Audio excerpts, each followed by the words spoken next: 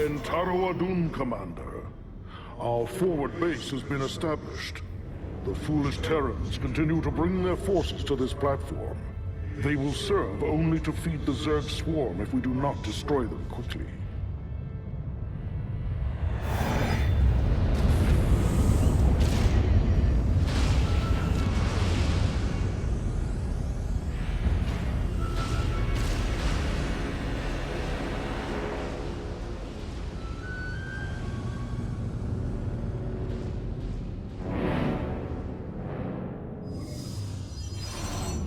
Ladies and gentlemen, we're now going to show you a demo of StarCraft 2.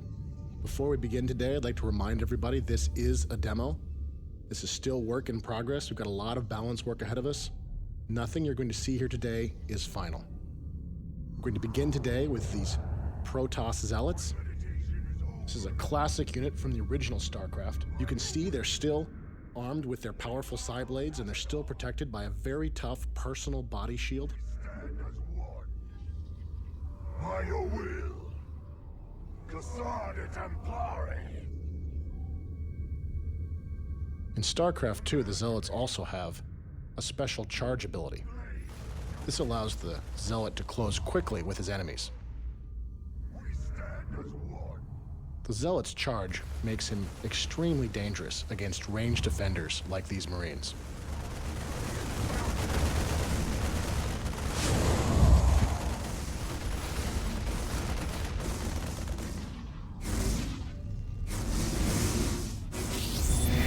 Attention, Protoss. This is Admiral Gascaville of the Terran Dominion. You will withdraw immediately or be annihilated. Terrans are bringing in their siege tanks. This is a classic unit from the original StarCraft, and they're in a classic Terran position, using that high ground against us. They're shelling our Zealots from range, forcing our Zealots to go the long way around, and you can see our infantry are just taking a pounding as they try to approach this Terran position. They just can't withstand all of that heavy Terran firepower.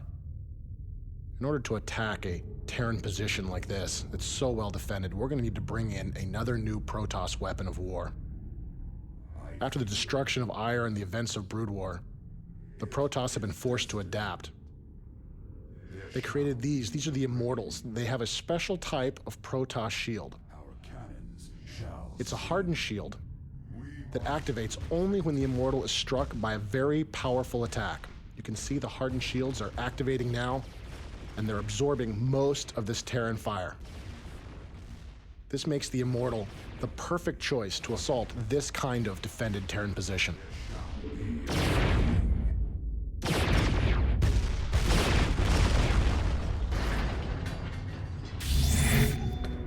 Reapers, move it! Slaughter 'em, boys! The Terrans are sending in their Reapers. This infantry unit is armed with 2 pistols and uses a jump pack to avoid different types of terrain. Their small pistols don't activate the hardened shields of the Immortals. This makes the Reaper the perfect choice for countering these powerful Protoss troops.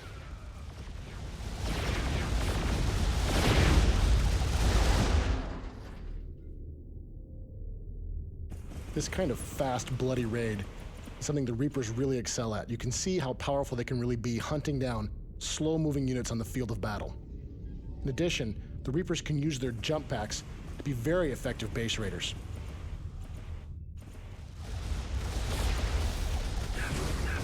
Once enemy forces are inside a Protoss base, one of the first things we'll often go for is our pylons. And with our pylon down, our photon cannons go offline, making us vulnerable to continued attack. Fortunately, we have some new weapons. The Protoss can use the phase prism to create a power field anywhere they wish. You can see with our photon cannons back online, these Reapers have no choice but to run for cover.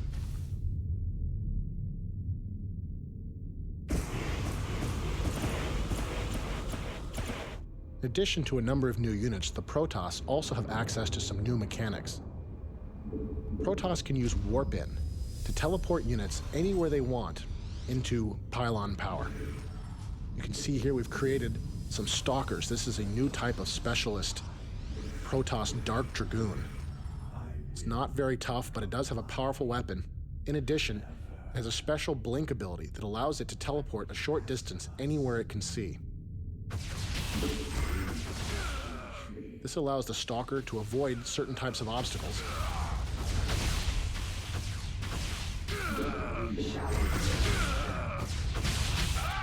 And it also makes the Stalker very potent at chasing down fleeing enemy forces.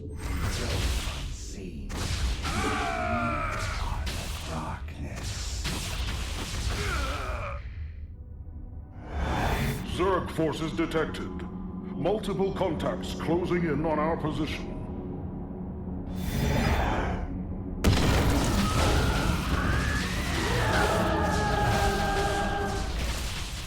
The Zerg have arrived sooner than we expected. You can see they're using their Nidus worms here to create a beachhead, sending Zerglings against us.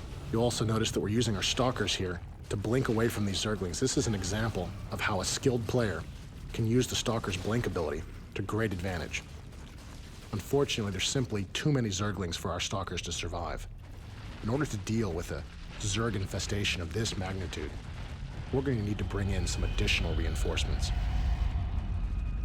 Now, we've shown you how you can use the phase prisms to create a power field anywhere you wish, as well as warp in. These two mechanics can be used together to create a large army anywhere on the battlefield.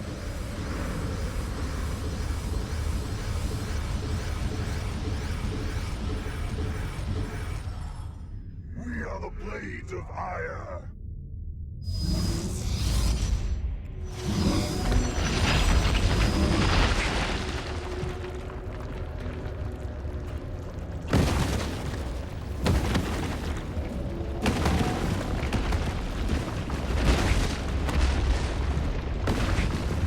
As you can see, StarCraft is still a game where large armies battle against large armies.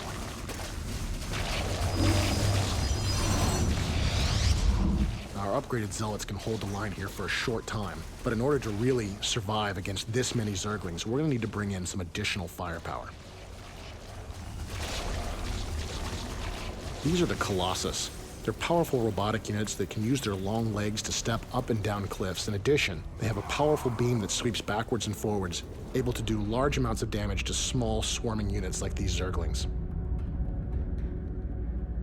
This makes the Colossus the ideal support unit for this group of Zealots.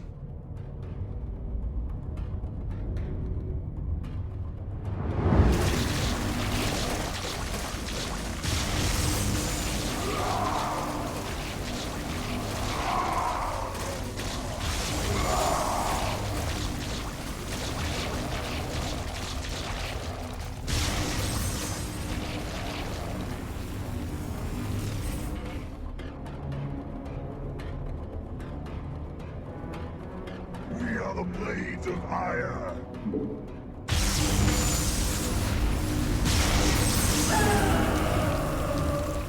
Now, while the Protoss have developed many new weapons, the Zerg have continued to evolve. These Zerglings are mutating into Banelings. These small, suicidal creatures are filled with explosive chemicals and corrosive acids. Makes the Banelings very potent against Zealots that have no defense, and even dangerous against the mighty Colossus. You can see our last Colossus here is forced to run, try to get to high ground in order to survive.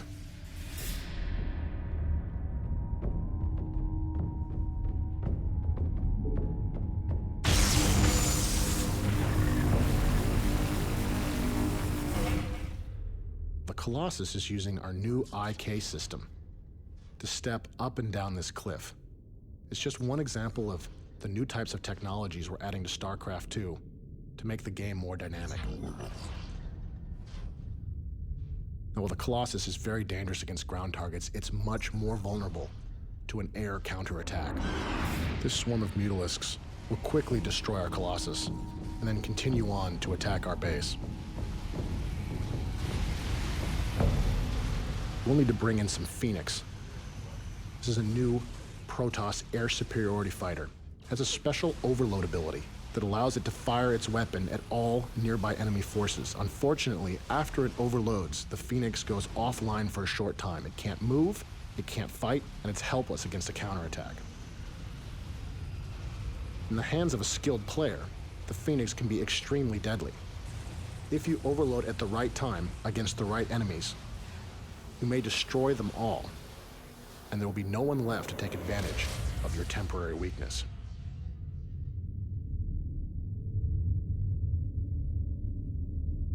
Time for battle. Understood.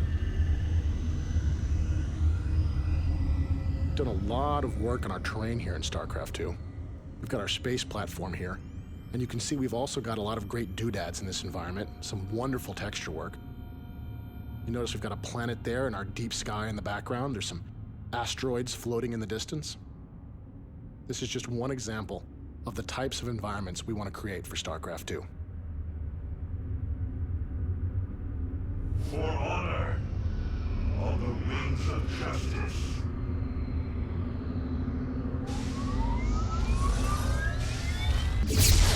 While the Phoenix are very powerful against small flyers like Mutalisks, they're much more vulnerable to heavily armed and armored targets like these battlecruisers. They just don't have the firepower to cut through that thick Terran armor.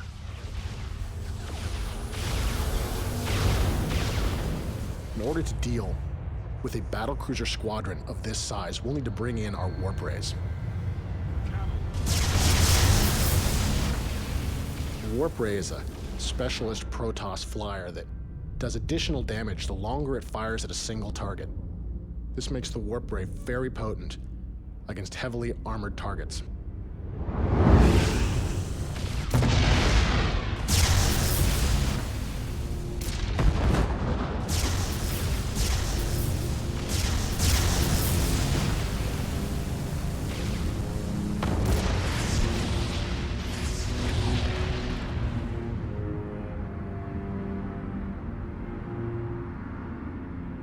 Same thing that makes the warp ray powerful against battlecruisers also makes it very powerful against enemy structures. You can see this barracks is taking loads of damage and will try to lift off to escape, but it's just not fast enough to get away from the warp ray.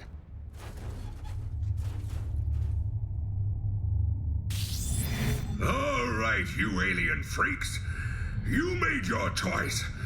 Now you're gonna pay the price.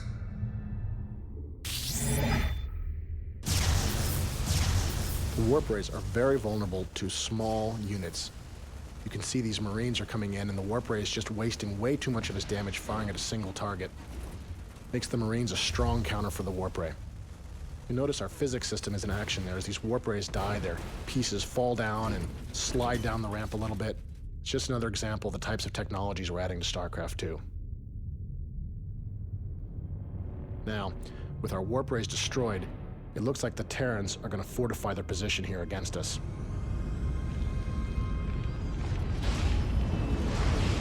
As we approach the end of our demo here today, there is one last unit we'd like to show you. Now our foes will feel the power of the Protoss.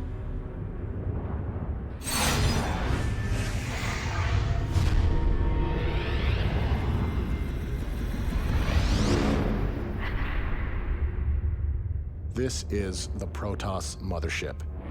It is the ultimate weapon of war in the Protoss arsenal. You are only allowed a single mothership at one time, and each mothership costs a significant number of resources to bring to the field of battle. The mothership has several special abilities that can really make her worth the expense. First of these is the Time Bomb. This is a special ability that slows down all enemy movement inside the field. You can actually see the missiles slowing down as they try to strike the mothership and stopping just before they strike home.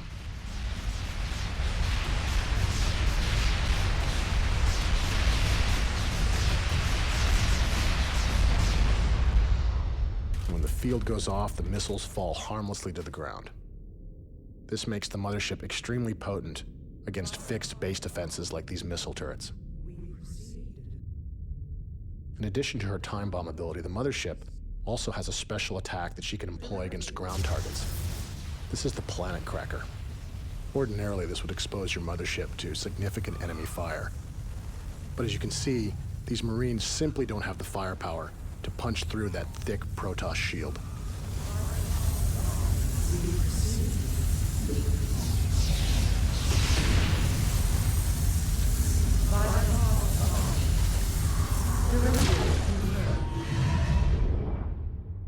We proceed. Since you're only allowed a single mothership, she's usually a very high priority target for the enemy. When you bring your mothership out, you can expect the enemy to throw everything they've got in an attempt to destroy it.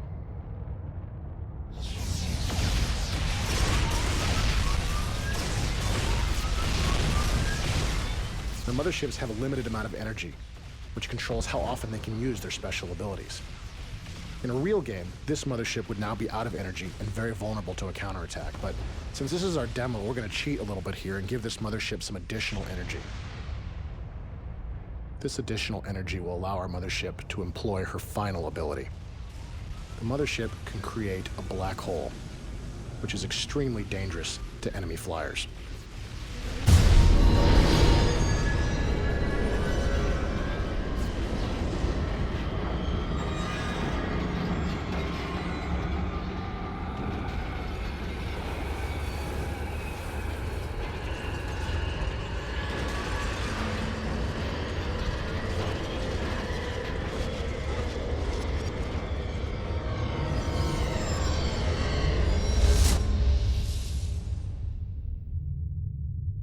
By heart of fire.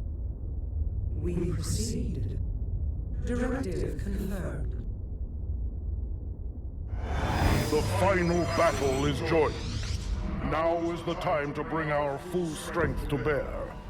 Entaro Tassadar, Commander. Carry forth the light of ire. We've shown you some old units with some new abilities, as well as a great many new Protoss weapons. We'd like to leave you today with a look at a battle between the Protoss and the Terrans. This is the first time anybody outside of Blizzard Entertainment has seen these two races engaged in an epic battle in StarCraft 2.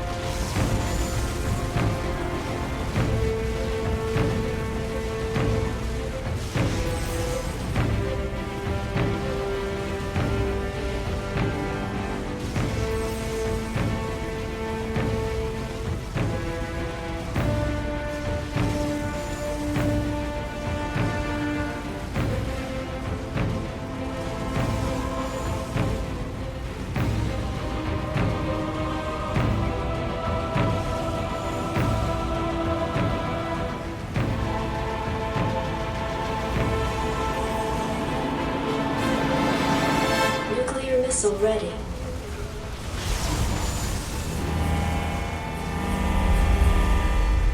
Nuclear launch detected.